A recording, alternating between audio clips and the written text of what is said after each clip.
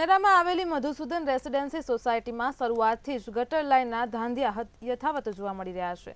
તો ગટરના ગંદા પાણીમાંથી સ્થાનિકો અવરજવર કરવા માટે મજબૂર બન્યા છે। ત્યારે વારંવાર રજૂઆત કરવા છતાં પણ ધ્યાન ન અપાતા ફરી મામલતદાર કચેરીમાં આવેદનપત્ર આપ્યું હતું।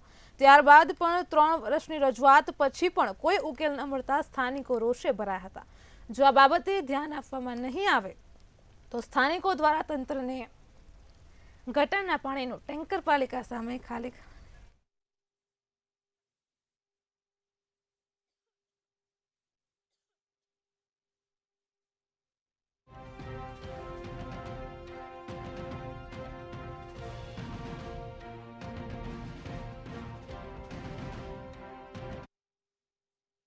જે નગરપાલિકા દ્વારા જે ખરેખર જોવા જઈએ તો જે એમના અધિકારીઓ દ્વારા જો લેવલિંગ સાથે જો નગરપાલિકા જો ગટર લાઈન ફિટ કરી શકતી હોય તો હાલ નિકાલ કેમ આવી રહ્યો છે, કેમ આવી રીતે ગટર કેમ ઉભરાઈ રહી છે, તો એ પ્રશ્ન એને જોવાનો હોય છે।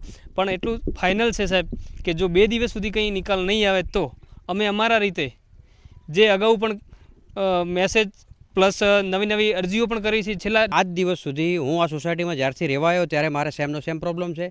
મારા 2 બાળકો છે, એકની ઉંમર છે 7 વર્ષ અને એકની છે 4 વર્ષ। એ લોકોને રોજ સ્કૂલ અહીંયા મૂકવા જવું હોય એટલે અમારે અહીંયાથી જમ્પ લગાવીને જવું પડે છે। હવે આનો જલ્દીથી જલ્દી નિરાકરણ આવે તો સારું, બાકી અમે અમારી રીતે જે થશે એ અમે અમારી કોશિશ કરી લઈશું। અહીંયા જે નગરપાલિકાએ મને ગટર લાઈન નાખીને આપી છે એ ગટર લાઈન આજની જે દિવસે નાખીને આપી હતી તે દિવસથી ઓવરફ્લો થાય છે અને વારંવાર 3 વર્ષથી જો લગાતાર વારંવાર અમે રેલી કરી હોય, વારંવાર રજૂઆત લિખિત મેં આપી, મૌખિત મેં આપેલી છે। નગરપાલિકાના જે તે સમયના પ્રમુખ હતા, ચેરમેન હતા, એના પાસે જે ચીફ ઓફિસરને આપેલી છે।